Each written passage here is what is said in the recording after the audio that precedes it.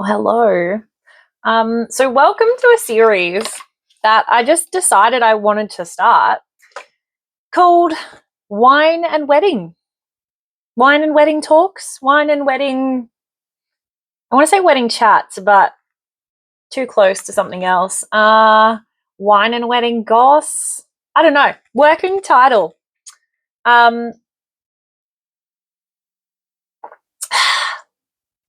Just a way to debrief, really. So today I've got Y Series Riesling from South Australia, Yalumba, one of my favorites actually.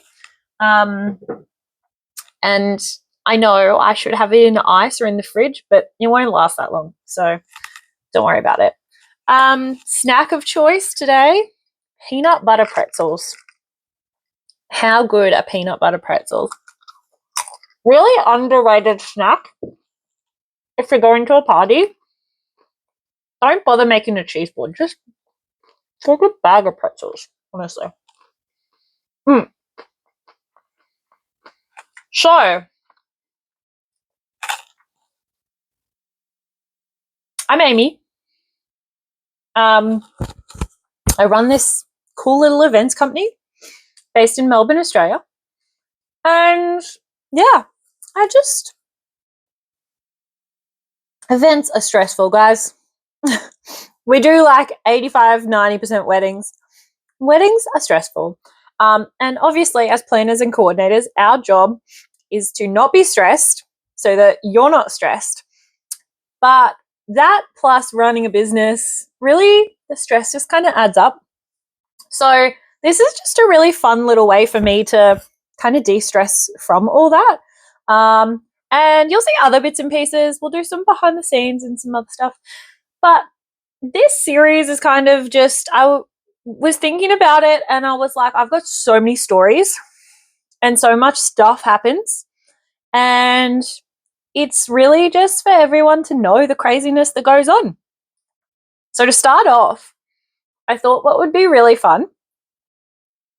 The reason I keep looking over here is because my second screen is over here.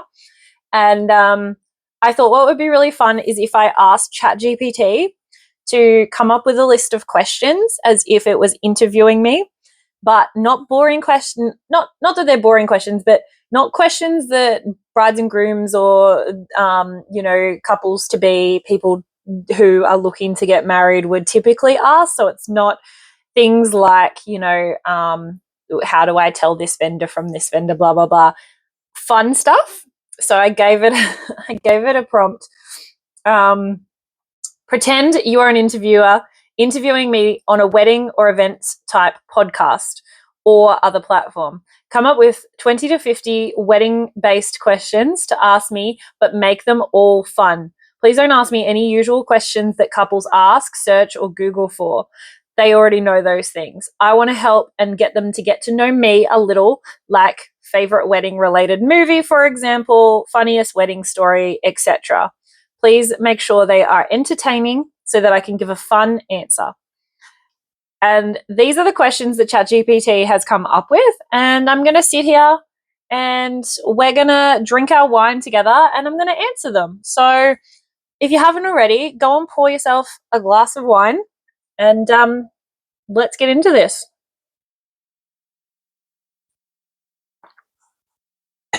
So the first one is, what's your all-time favorite wedding film and why? Come on, ChatGPT, I gave that one to you. Okay, this is super easy for me. It is Bride Wars. I don't know how many times I have watched that movie. I can probably say it word for word, I reckon.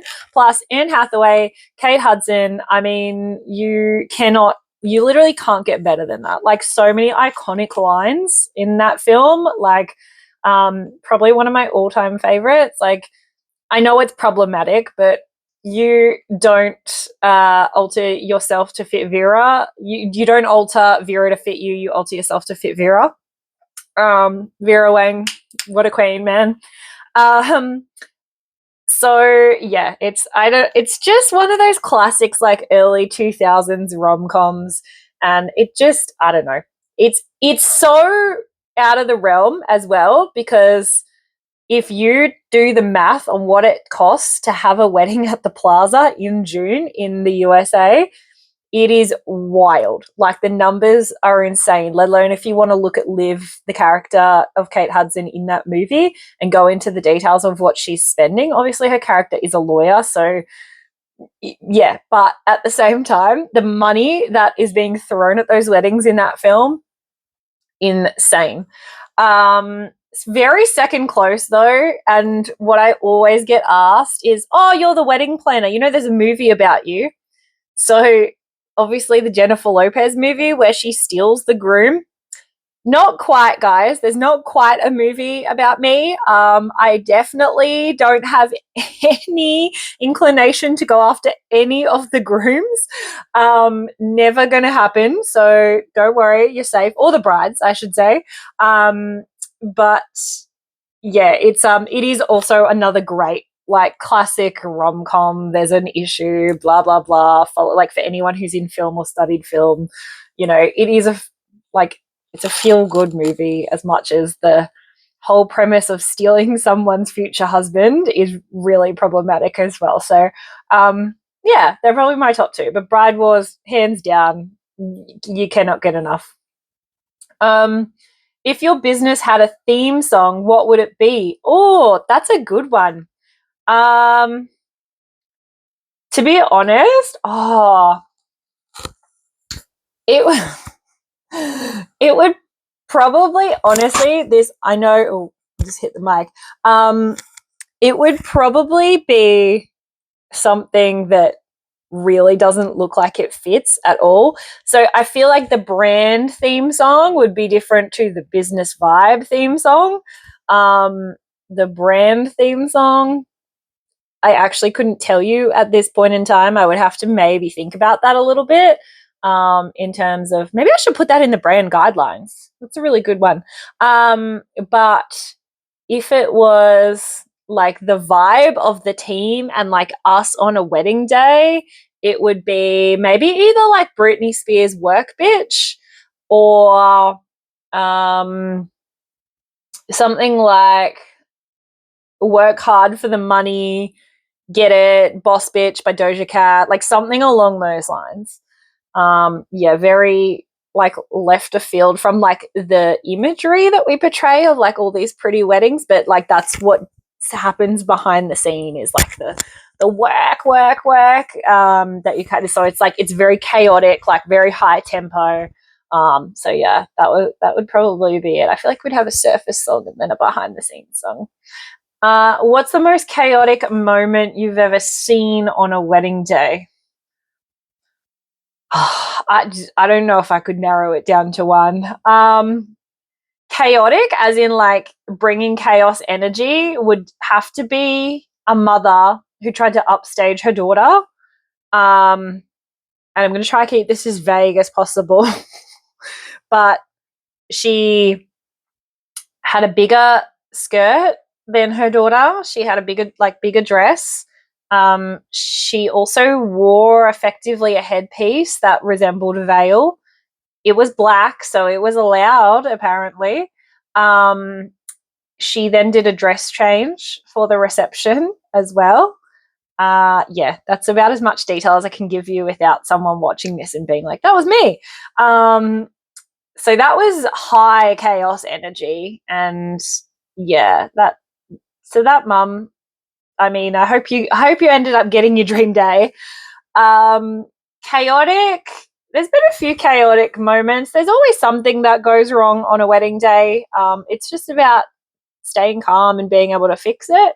Not me, I wasn't on site, but the team were. They had a sheep that just would not leave the ceremony area, like wouldn't. It was a farm, and they couldn't find the farm owner for a while, so the sheep was just wandering around at the ceremony area, and they had to clean up sheep poo, so sheep shit. So I feel like that was a pretty chaotic moment for them. They were a little bit nervous about that one. We've had lights go out. We've had wind is always pretty hectic to deal with. Yeah, all sorts of stuff. But they're probably, the mum probably is top of mind for me. What's your guilty pleasure wedding trend? I don't think we have one. Like, we're not big on trends. We're big on customer satisfaction. So if you want to jump on a trend, we'll absolutely be all in for you. But for us, we're not super big on one way or the other. You have to have this, you have to have that. I'll tell you what we are big on. We're big on making sure that you're a lover of that for you and not just because it's trending right at this time. So we'll always say to couples, will you look back in 10 years and be glad you had it because you really wanted it? Or will you look back on it and be like, oh, we just did it because that's what was cool at the time? If the answer is the second one, then don't do it. So that's kind of how we deal with trends. And the other thing is we're always it's our job to be ahead of the trends. So, for example, here in Australia, I've been saying for about 2 years that the color palette of, like right now in this season and coming into next season, the color palette of like burgundies, olive greens, there's really deep maroons, like that's chocolates, all of that is really hot right now. And I've been saying for about 2 years that it was going to hit. It was just a matter of time. So 2 years ago, you could have jumped on it and been the trend starter, but we're always like a little bit slow to pick things up. And 2 years ago, I would have loved it. And now I'm a little bit sick of it. So it's the way it always goes and it will cycle back around. So that's the other thing as well, is like we're getting trends now like peaches and things that were hot in the 80s and then disgusting for 30 years. And then all of a sudden everyone loves it again. So a trend is only a trend for this long and then it'll go and then it'll come back. If you had to plan a wedding inspired by a movie, which would you pick? Oh, this is so funny actually, because we literally just did a wedding last week and at a cinema, and they were big movie buffs, and their tables, instead of table numbers, were named after movie titles. And we were the first ones ever to do a wedding at that cinema, and it was super cool. They made movie posters of themselves. They had their name on the marquee out the front. It was really, really cool.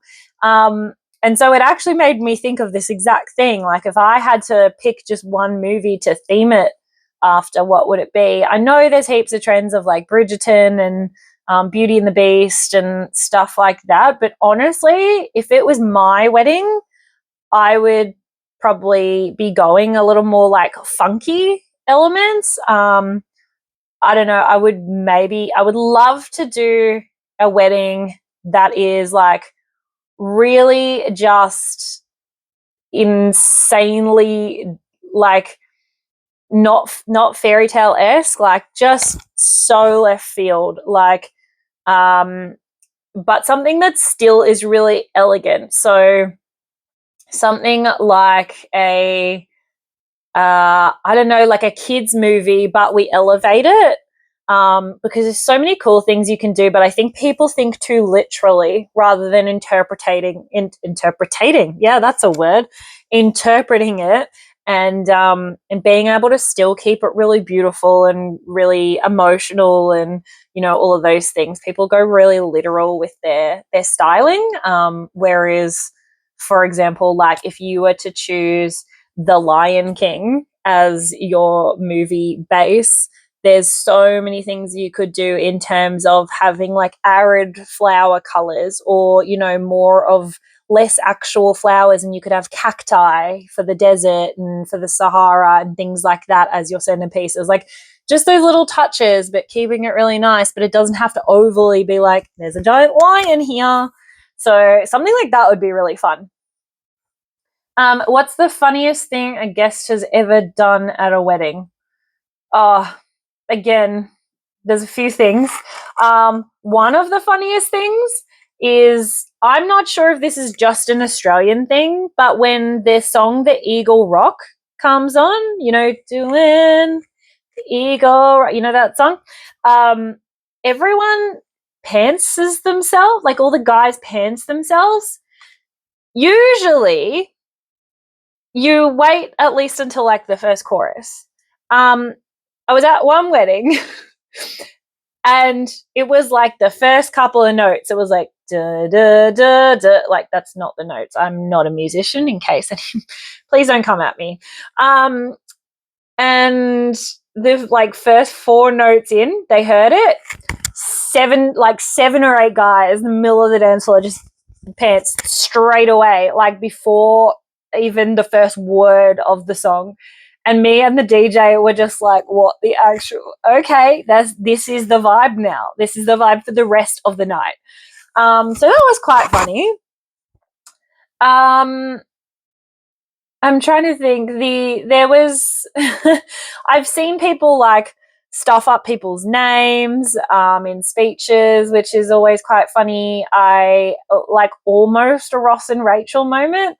I have seen a celebrant say the wrong name during like the introduction. So that was like, again, she covered herself well, made a bit of a joke about it. Thankfully, the groom was in good spirits and was like, yeah, whatever. Like, it's, I'm, yeah, fine. So that was also like, thankfully, everyone was like good about it.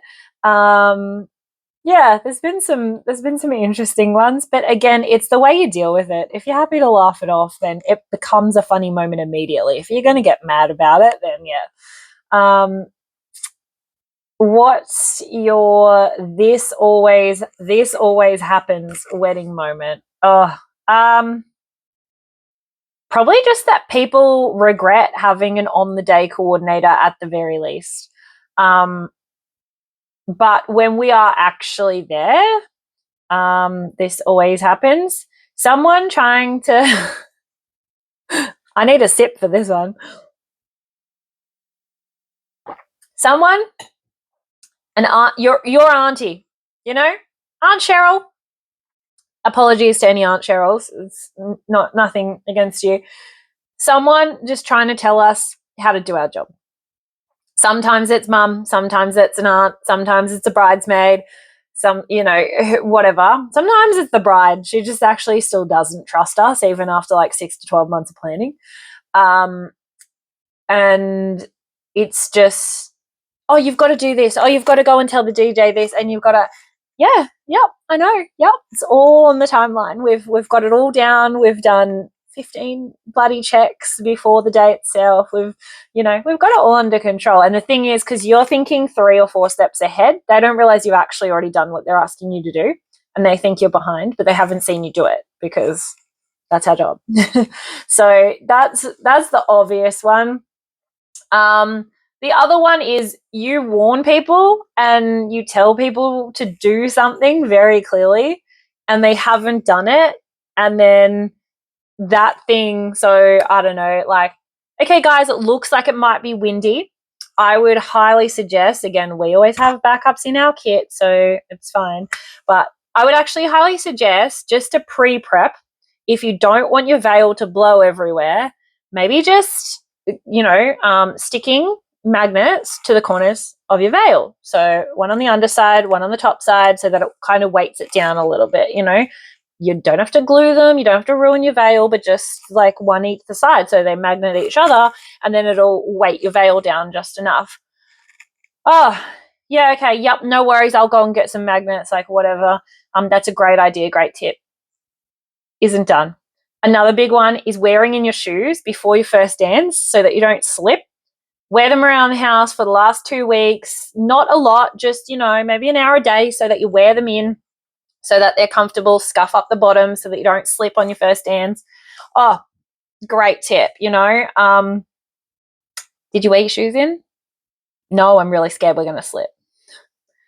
I can't wear them in for you. Like, I can only do so much. So, yeah, those few things. But, like, no one ever blames us for those things because they know that we've already told them and they just haven't done it. The main one is people trying to tell us our job, which is always just funny, really. It's like, yeah, we've done it. It's okay. Like, you just relax. Here's another drink. Hand them a drink and they go away. It's fine. What's one wedding tradition you secretly wish would disappear? Oh, If I'm on it, it doesn't actually happen a lot here in Australia anymore. I think maybe I've seen it once in like the past 2 years, at our weddings anyway. But please, for the love of God, do not make your wife sit and pull her garter off with your teeth in front of everyone. I'm pausing for effect. There is no fucking need to be doing that shit in front of your now parents-in-law or your own parents or your siblings. God, 2 sips of wine and or anyone else. So again, that doesn't happen a lot here anymore. I don't know if that's still a thing in like Europe or America or wherever, but thank fuck people have stopped kind of doing that over here. The others are very interchangeable over here. I get some couples do a first dance, some don't. Some do a cake, some don't. Some do a bouquet toss, some don't. So the rest, I get enough variation that I don't really care about. But for the love of whoever you pray to, if you're religious, or Beyonce, or Taylor Swift, or Gaga, or whoever your god or your mother or whatever the fuck is, do not ever, ever, ever, ever make your wife, husband, significant other, whatever your context and your sexual preferences are, sit and pull their anything with your teeth. No, veto, hard no. Sorry, you can tell I'm passionate about that one. And a tradition you hope never goes out of style.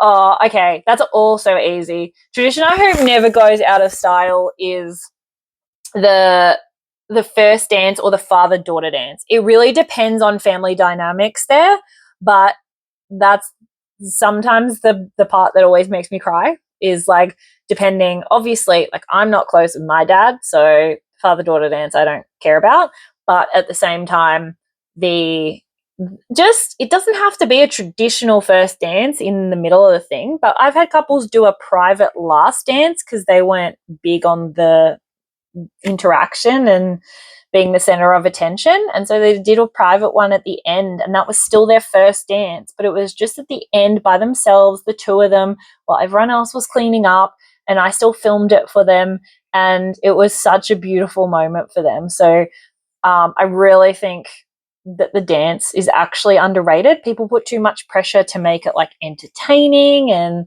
all that sort of stuff, when actually you don't need lessons. You can just sway on the dance floor and talk to each other while you're there, because no one can hear you over the music, and it's actually one of the most beautiful things ever.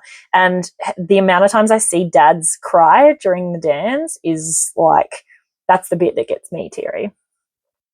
What's your go-to song to get a dance floor started? Well, I'm not a DJ, so I actually don't think I can answer that one. We actually let our couples choose. So couple that was not a sentence. We let our couples choose. So in our song selection form, we have a section where when they also choose, what they tell us, what first dance song, what cake cut song, we have one to say, do you have a preference to get the dance floor started? So they often will tell us if they've got a favorite song to do that. One song that should just be wiped, though, from all wedding dance floors is I Want to Dance with Somebody by Whitney Houston, because I can guarantee your vendors are going to love you until the end of time if you never play that song again. The amount of times we all hear that is like nothing against Whitney, like rest in peace, but that song, honestly, too overdone. Are you a big white wedding or intimate elopement kind of person? See, we do everything. We've got like 250 Greek weddings down to like a 35 person at an Airbnb, in a couple of months. So everything in between. I like them all because they're all different. They all offer something unique. So for me, it doesn't matter. My own wedding, gosh, I mean, I need a partner first. So we'll get there. But Yeah, like they're all good for different things. So there's no preference, honestly. They're all special, and we have fun doing them all as well. Favorite color palette you'll never get sick of. I was just saying how sick I was of this season's palette. Favorite color palette. I don't think there's a palette that I will never get sick of. I think I will have times where I'll be like, nah, I'm over this. And then it'll be like a couple months and no one will have had it. And I'm like, yeah, cool, we get to do this again. One that we don't do a lot of, but is super cool, is like bright colors, like oranges, like bright pinks, like fuchsias. We do a few of them for birthdays and stuff, but we did have one couple and they did like bright orange and blue. And they did fresh, like oranges, fresh nectarines, like fruit on the tables as well. And it looked so sick. If you want to go and see any of our styling, by the way, we have like a Real Stories page on our website and you can go and see. And so if you want to go and have a look at Freya and Eden's, who's the one I'm talking about with the orange, it was so vibrant and so cool. And being in the middle of the Australian bush as well, it like just like peaked. It was fantastic. What's your dream venue type, even if it's unrealistic? I did a reel once about doing a wedding on the moon or on Mars or something, and someone was like, okay, but seriously, like is that a possibility? And I'm like, TikTok has lost its mind.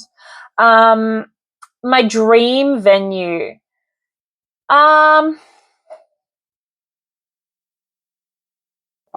honestly, my dream venue would be to do something at the Met in New York. That is a huge goal. Or I would love to do something at like Lake Como in Italy.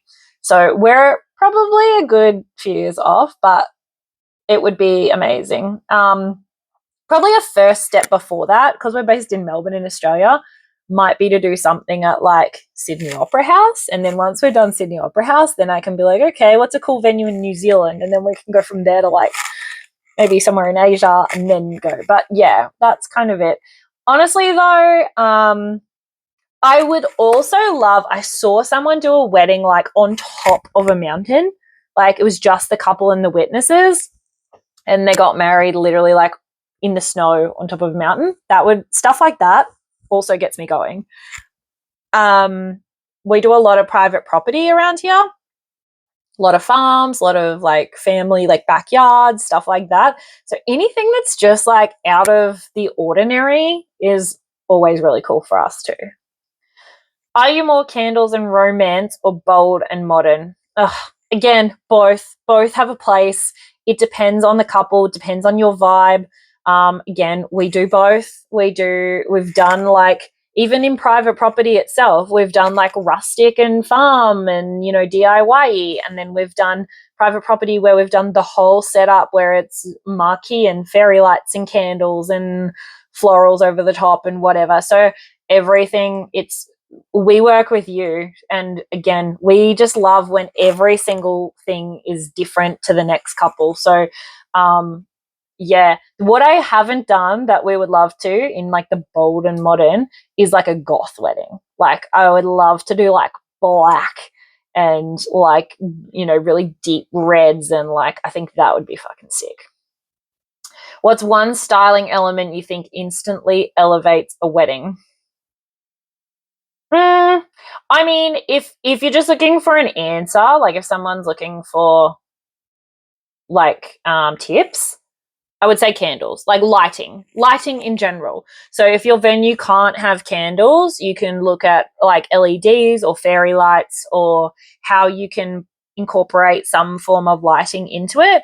But lighting is super underrated. So people just think candles as candles, right? But they don't think about how many candles do I need to have adequate lighting for the tablescape for people to be able to comfortably read their menu. For private property, for example, people don't think about, I need lighting to guide people to get to the toilets, and then for the wherever you're setting up your catering sector, if it's not going to be in the kitchen, if they're doing an outdoor, you need up lights for obviously that section, for the cool room, for people to get to, for the bartenders to get to the bins, all of that sort of stuff. Festoons or fairy lights hanging, how many do you need? How dark does it get? How early does it get dark if you're on like a daylight savings or something like that? All of that kind of stuff, making sure there's adequate light behind the bar for your bartenders and for your staff.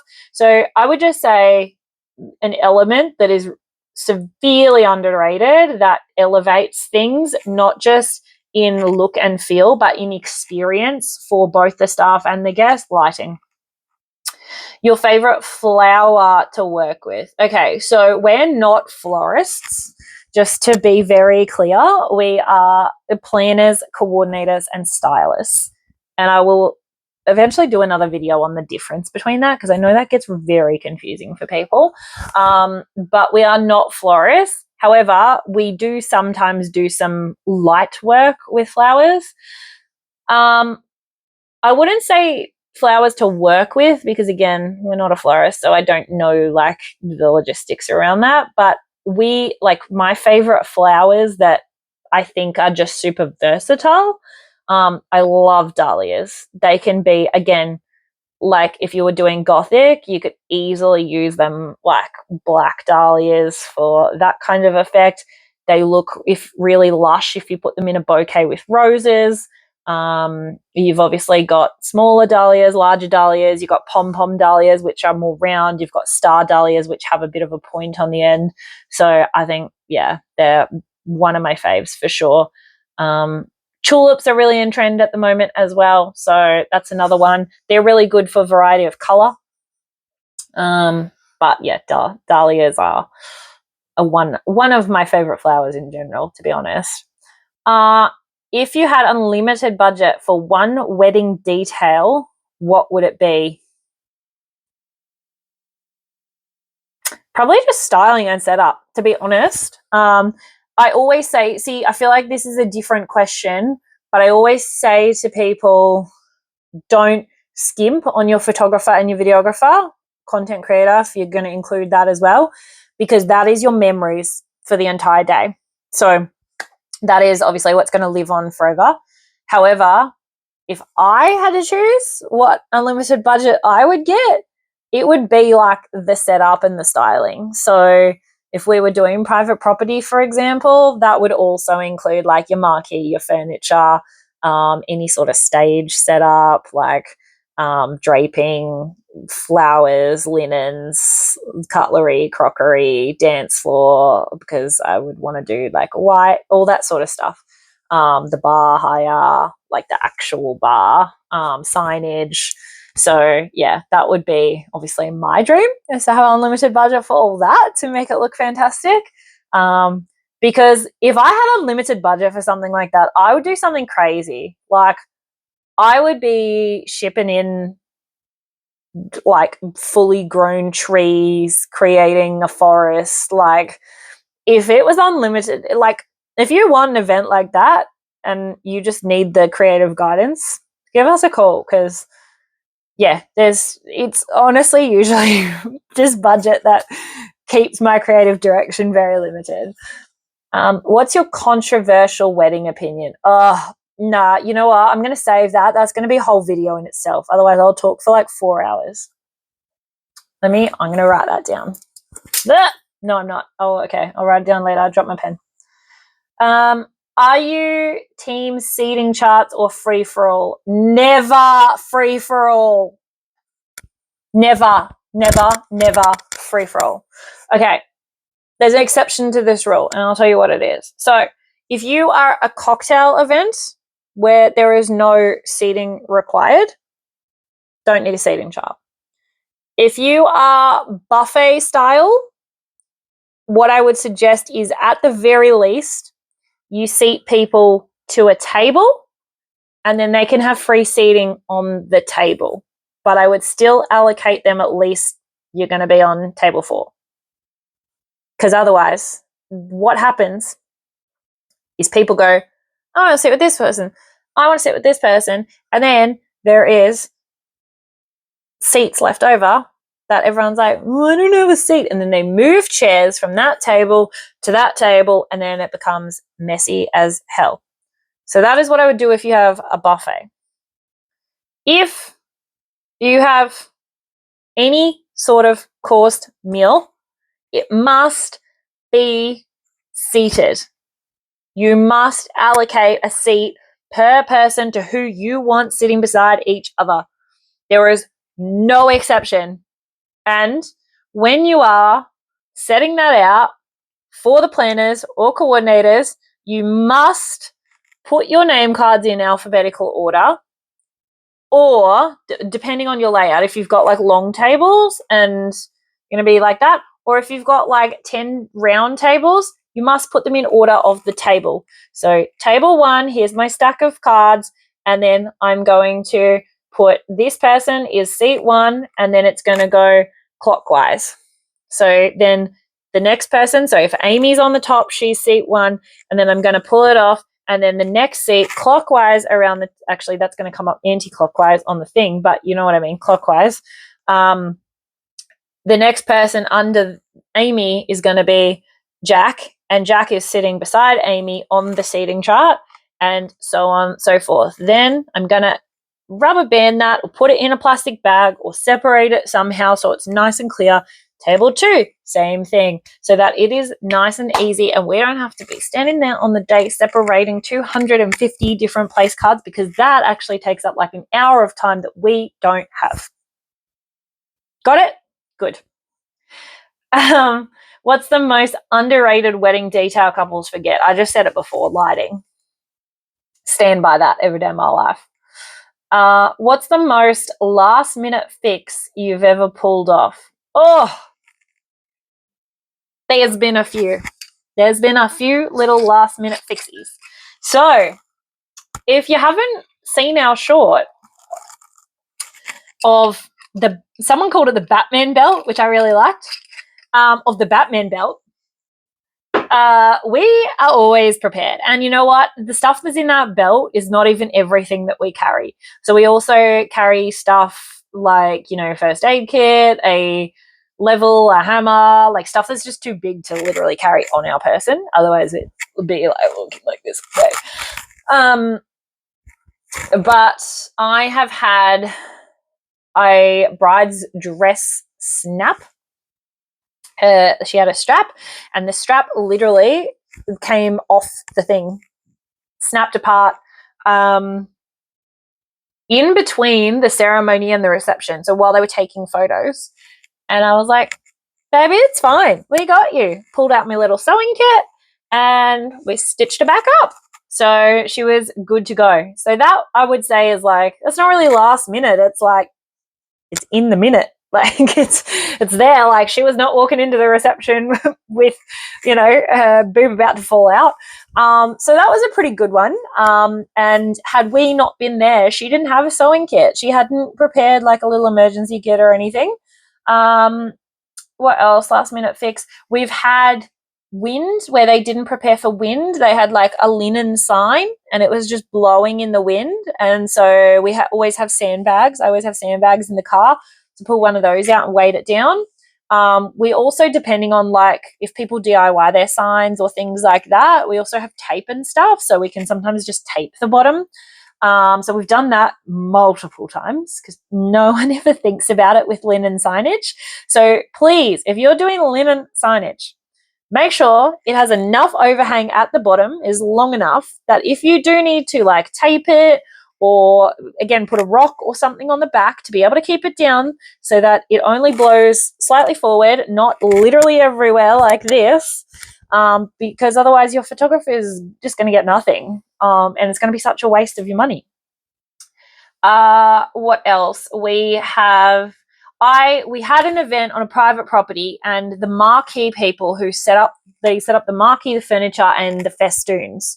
And when they set it up, they didn't test the festoons, so they weren't plugged in properly. The first row that was plugged into the actual power grid was fine. It was obviously plugged in, but then the connector wasn't connected correctly.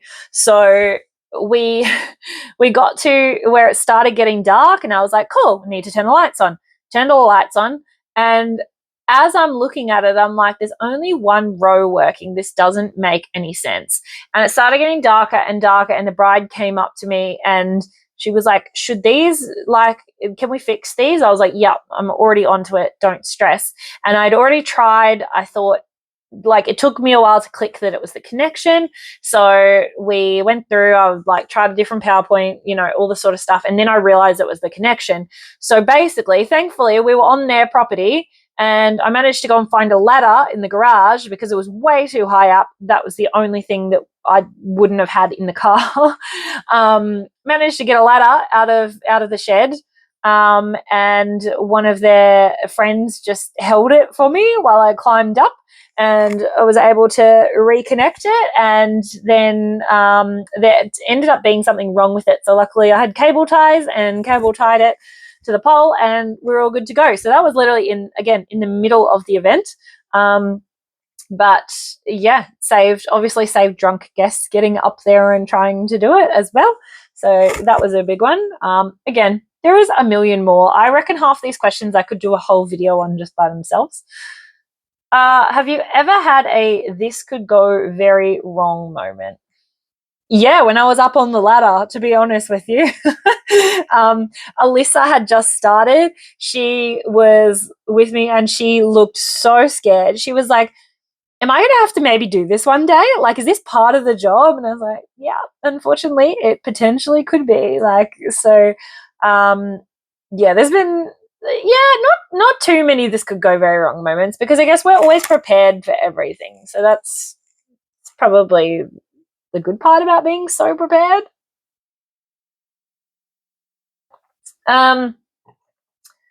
Funniest vendor mishap. Probably the celebrant saying the wrong name. I've had a few, like, just show up late. I've had a DJ play the wrong entrance song as well, which, again, thankfully the couple was just like, they had that initially and then they swapped it, and he didn't check the new sheet, and because he had arrived late, because to be fair, it wasn't even his gig. The other DJ ended up being sick, so he was filling in last minute. So I think he got passed old information. So the couple was very, like, accommodating because of all that. They were like, look, it was only one song, like, and I just obviously double checked before the first dance and everything that he had the rest of them correct. But I mean, that's definitely not as bad as saying the wrong name during the ceremony. What's something that always goes wrong but guests never notice? Every single timeline will run behind at some point. So if you're a type A bride and you are stressing that everything is, like, needs to be absolutely perfect, there is even the days that we have had where we've even gotten feedback being like, everything was so perfect, everything ran exactly at a time. Not true. It's just that you didn't notice that at this particular point we were 15 minutes behind, and then what we did is we went and chatted to the kitchen and whatever, and we caught that time up. So because we're dealing with it and you're just having fun, you just didn't notice. So there's no such thing as a perfect event or perfect wedding day. There will always be a time lapse somewhere. So the main two spots that it happens are when the ceremony starts. So sometimes if the bride or partner one is coming from somewhere and there's traffic or a delay in leaving or a mishap with the dress or something like that, my number one tip would be, if you're coming from somewhere, go to the bathroom right before you get in the limo, because you then, or before, get in the car, whatever, because when you get out, you effectively get out and walk. You don't have time to go to the toilet. So we need to account for that, right? So that's the last thing you should do before you get in the car. And don't drink anything in that car either, because you will then need to go for a nervous pee and you don't have time to do it. Obviously, if you do like, Amie, I really need to pee, we're not going to say no to you, but it just means that then your ceremony is going to be delayed by like 5 minutes, 10 minutes, depending on the size of your dress. So that's the other thing too, is you got to remember you're not in a normal pulling my jeans down. It could take you 10 minutes to go to the bathroom. So then the ceremony gets pushed back 10 minutes. So that's usually the first time slot where things get behind, is if something like that happens and we start the ceremony a little bit late. Second point is then family photos. So you need to be as prepared as possible. Post ceremony is usually when people do it. Have your combinations of all the family members you want, and make sure you allocate the right amount of time for all of those photo combinations. Have a chat with your planner and have a chat with your photographer, and make sure that if you've got 20 different family photo combinations, that you've allocated the right amount of time, and also have someone who can call and set up the next group of people while that one's being taken, so that you can cycle through it.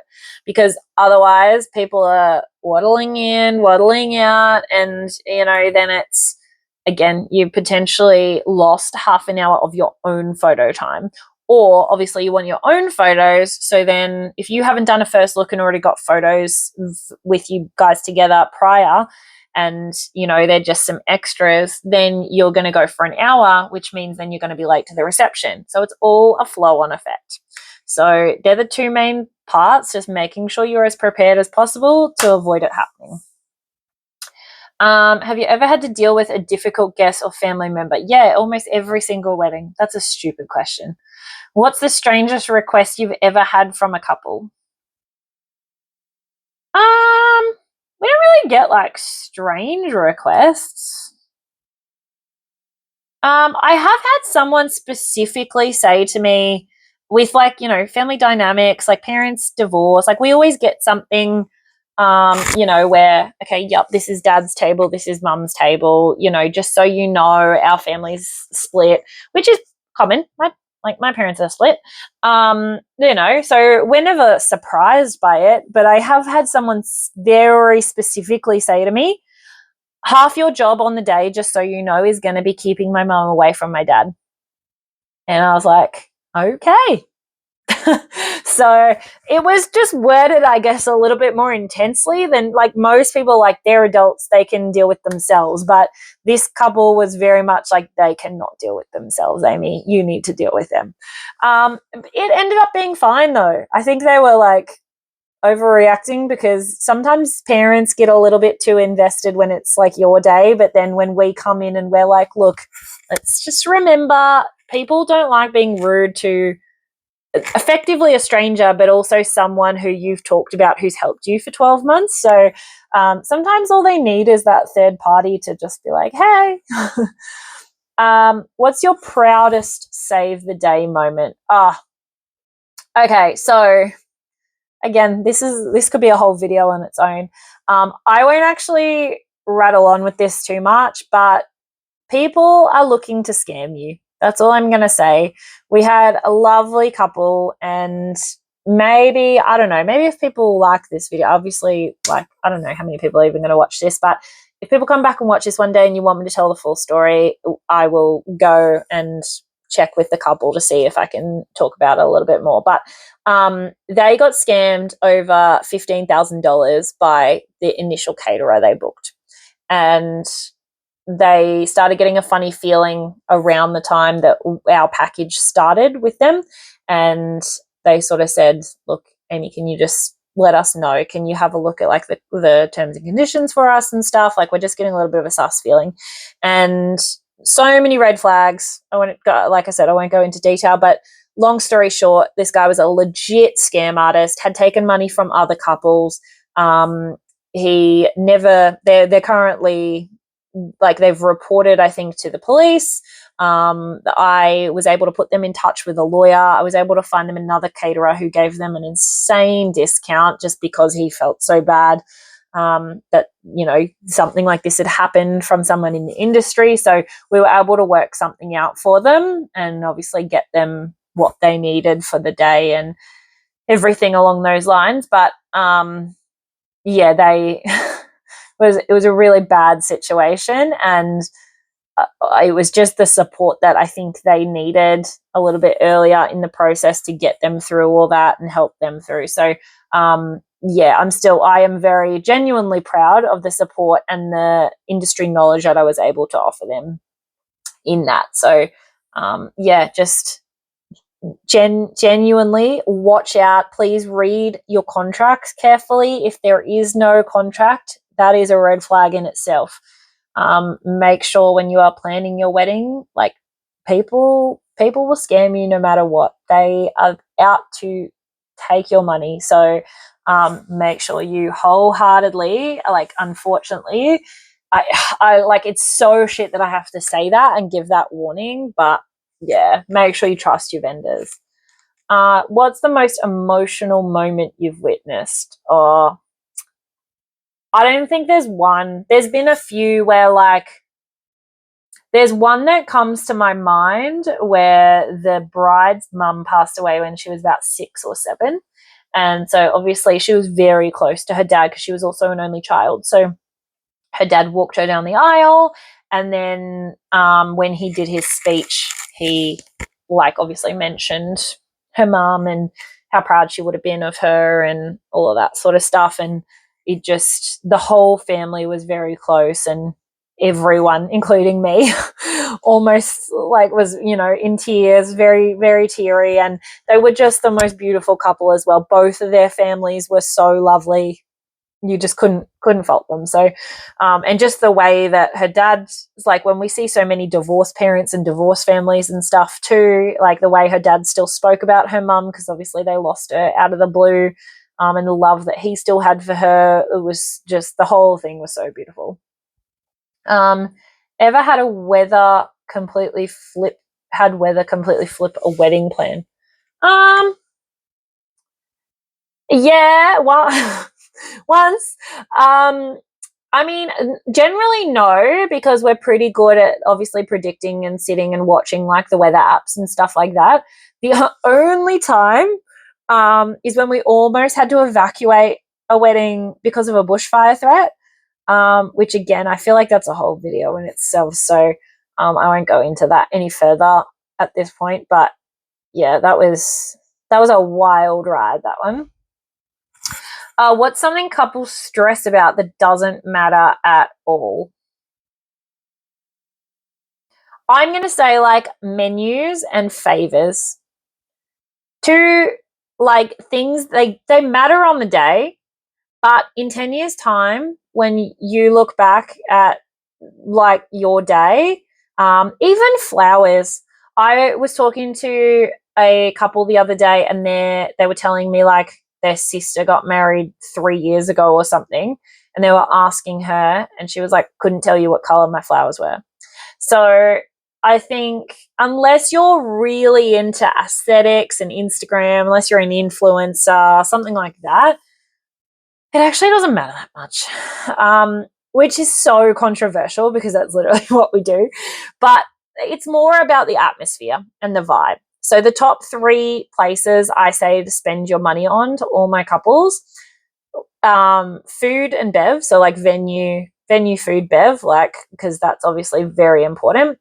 And then atmosphere. So music, any sort of entertainment, and then obviously memories. So photo, video, content creation, whatever that be for you, like any combination of the 3, in terms of, if you don't want video, you want content, you only want photo, whatever you want. Some people want all 3, some people only want 1. But yeah, food, atmosphere, and content.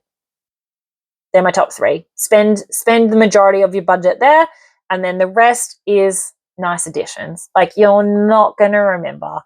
Again, controversial because we do the styling and we do the styling hire, but I'm telling you now, I would actually rather you spend your money on us, making sure that we give you, like, legit vendors and have a good day and have a smooth process. I would much rather you book a planning package and have next to no flowers than spend it on that if that's not what you want, and then in 2 years' time be like, what the fuck color were my flowers? Why did I even choose that? I chose it because it was trending on TikTok. Big mistake. Oh, okay. Next category is rapid fire. Champagne tower or cocktail cart? Okay, this is just going to be personal preference because, again, these could all be like depends on the couple. So these are going to be like my answers. Champagne tower or cocktail cart? Champagne tower. First look or aisle reveal? First look. I'm huge fan of the first look. It relieves so much stress on the day. If you've not considered it, any of my couples who have done a first look say that they would never recommend anyone do anything different. Live band or DJ? For me personally, I'm a live ceremony musician and then DJ for the dance floor. Formal sit down or cocktail style? Cocktail style, man. You get so much more time to talk to your guests. You're not bound to one spot. Like cocktail style, so underrated for a wedding. Classic white dress or something bold? See, if it was me, I'd still want a white dress, but I would have like 4 dress changes. So I guess that also is kind of something bold in a way. So it'd be white, but there'd be multiple of them. Traditional vows or personalized? See, I'm a personalized person all the way. Like, write your own vows. It's the touch that you need. If you're not big on affection or you're very introverted or something, then sure. But personal vows is where it's at.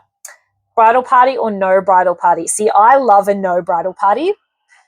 Selfishly, because it makes our job easier on the day. But there's a time and place for both. The other thing too is, depending on your situation, if you have no bridal party, it can instantly save you like $2,000 to $3,000 because you're not buying bridesmaids dresses. Oh, got the hiccup. Sorry. You're not buying bridesmaids dresses. You're not buying groomsmen suits or renting them. You're not buying you're not having to do makeup and hair for your bridesmaids. You're not having to buy bridal party gifts, which is kind of iffy. It's a tradition thing. Some people do, some people don't. But there's just so much less pressure. Doesn't mean you can't have those people there to still get ready with you in the morning. It just means they're not official bridal party. Yeah, I love a no bridal party. Destination wedding or local celebration? Well, it depends. If anyone wants a destination wedding in Victoria and you want to come and book us, then I'm all for a destination wedding. But otherwise, yeah, we're local. So, look, again, if it was me, I'd personally probably be doing destination, but there's so many good spots around Victoria though. So like local, yeah.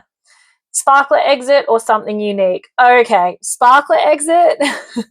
Yeah, I won't lie, I'm a little bit over the sparkler exit, especially because I've been burnt probably almost 3 or 4 times now because people are too drunk by that point and they just can't follow an instruction.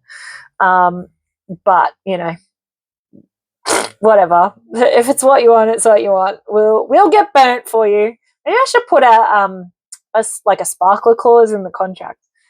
Cake smash, yes or no? Oh, we've only had one cake smash, and it made for the best photos. Again, I feel like it's like a little bit underrated. I feel like bring back the cake smash. Okay, what makes a wedding feel expensive without actually costing more? It's the little details, I would say, that make it feel expensive. So again, it's the love that you put into it. It's also those 3 things I mentioned at the start. If you have good food and drink and a good venue, a good atmosphere and music, and the dance floor is pumping, and a really good photographer, because if you've got a good photographer, your photos are going to come out good and it's going to make the day almost look better than it was, if that makes sense. Sounds a bit rude, but the venue, if the venue's pretty enough, minimal styling. So even if you're working out your budget and you're spending, let's say you allocated, I don't know, $25,000 for your venue and it comes out to 27, if the venue already has amazing bones, they've already got, I don't know, gold chairs, they supply table runners already with white tablecloths and white linen, and it makes it look really beautiful and aesthetic, then you actually don't need to do much with the styling. You can spend less on flowers, just do some simple bud vases, and it'll still have the same effect. Sometimes less is more. But on the other hand, if the venue is a bit dog shit, and you've gone cheap on the venue, and then it means that you need to spend more on the flowers and the styling and stuff to pretty it up, you're actually going to come out worse off in the end. So yeah, I would say making it feel, actually that's probably the opposite then. So not the little details, it's the opposite way around. Make it feel expensive without actually costing more would be focusing, I should reword it, focusing your budget in the right areas. What's one thing couples should always splurge on? Photographer. Never, again, I've already said it like twice in this video, never skimp on your content, ever, because that's the thing that lives on.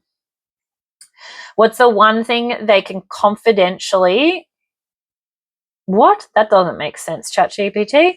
What's the one thing they can confidentially save money on? I'm not really sure what that means, but I guess confidentially, as in like it's your choice. I'm guessing that's what it's trying to say.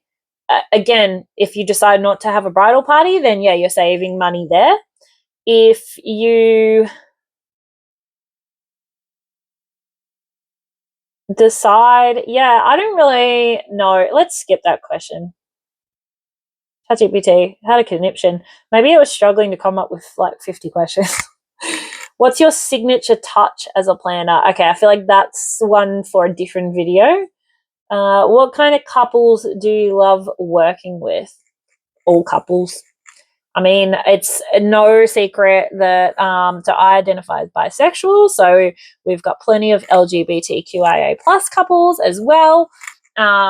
We've got some really cool ones coming up, actually. But yeah, we don't discriminate. We've had multicultural couple, like interreligious couples. We've had Jewish. We've had one half of the couple's been Indian and the other Australian. We've had Vietnamese couples where we've done tea ceremonies. We've got 2, 3, 4 Greek couples coming up where we'll be in the Orthodox churches.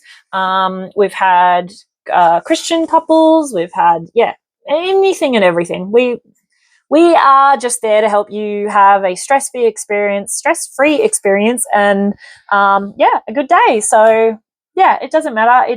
It's more about how comfortable you feel with us, that we can execute the day to the best that you need. What's the vibe you naturally bring to the wedding day? Well, if the theme song didn't give it away, like I said, it's like work, just all the work behind the scenes that you don't see. But we also like to think we bring quite a fun vibe. So if you've watched some of our other videos or our shorts or anything else on like Instagram or TikTok, you'll see we like to, while we get shit done, we're also we're pretty vibey. I like to think we're pretty vibey. One thing that is like big in our business, and I teach to all the staff, is that we're not the boss. Like, people will often say to us, like, especially as planners, they're like, all right, boss, like, you're the boss. And I know people are joking, particularly vendors, but like, we make it very clear, particularly if it's a vendor we've worked with the first time and they're like, yes, boss, and I know it's like you're running the day, like you're joking, like we're not actually a boss, but we always make it clear, and I'll always pull people up if they say that and say, yeah, but no, like, I get that we're running the timeline, but we're not the boss. Like, we're all here for the same common goal. So we're all here to work collaboratively, and we'll always check in and make sure that vendor's okay with that, or, hey, is it cool if just to let you know, like, we're running 10 minutes behind, we're going to do this, are you cool with that? Like, we never come and tell the DJ this is what's happening. Effectively we do, but in a really nice way. Like, are you okay if we start 10 minutes later? Yep, no worries. Like, we're not going to come and just be like, that's what's happening, because no one gets stuff done like that. It's so nasty. It's so much nicer when everyone gets along.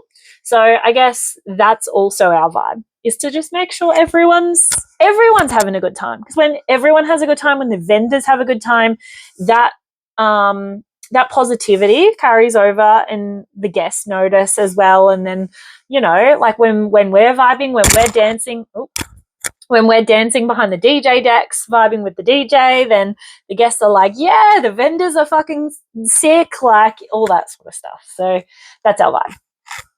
What's the biggest misconception about wedding planners? Well, I probably just touched on it. Actually, not really a misconception. I was gonna say that that we're all bossy, because we're not all bossy, but a lot of the ones that, like, you see, they're fucking assholes. So yeah, that we're all like that. That's probably one.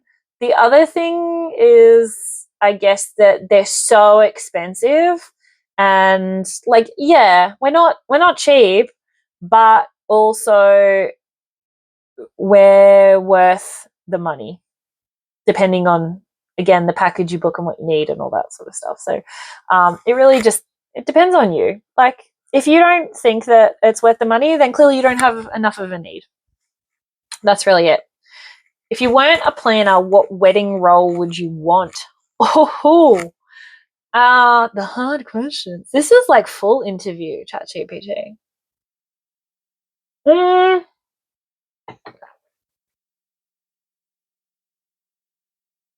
I mean, we are stylists as well. So I would effectively be a full-time stylist. Or I would actually love to study floristry. So I'd probably be a florist. That's probably the other thing. But I used to be a venue manager. So it hasn't come from nowhere. It's just, yeah, I don't think I would go back to venue management though. Like, no shade against the venues. It's just not, this is not for me. What's one piece of advice you'd give your past self starting out? I don't like that question. I mean, I've always just worked on the ethos of, like, just fucking do it. Just don't complain. Just do it. Like blind compliance. Like, just do it. It'll figure itself out. Something will come from it. So I probably would just give myself that same advice, to be honest. Finish this sentence. A perfect wedding day is non-existent. I said it before and I'll say it again. Doesn't exist. Something will always go wrong. So just remember that you can either be dealing with it on the fly and try and fix it yourself, or you can book an on the day coordinator and be prepared.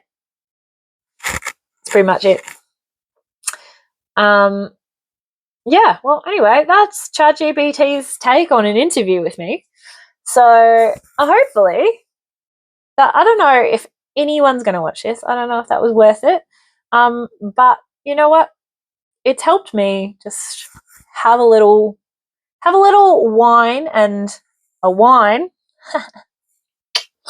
for all the dads out there.